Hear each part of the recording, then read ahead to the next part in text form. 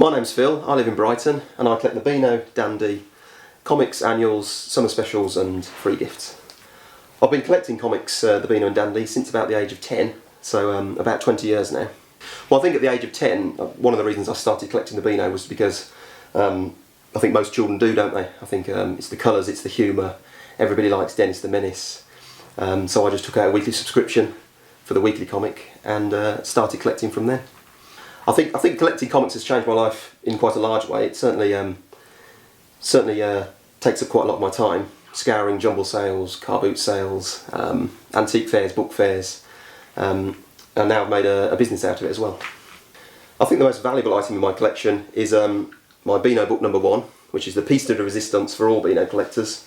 I bought this around 6 years ago for just over £3,000 and it's probably my most prized possession.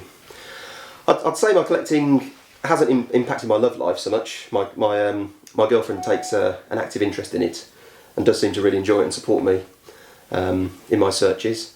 I would say socially, my sort of regular day-to-day friends don't show an interest in the comic, but I've certainly met a lot of friends nationwide who also collect comics, and we've been round to each other's houses and seen each other's collections, and it's there's a real sort of community spirit around the comics, and you can swap and trade, etc. There are a few elusive rare items that I'm after for my collection. I've got all the annuals and comics that I'm after, but there are a few rare free gifts, some of which probably don't exist today because they were sweets given away with the comic.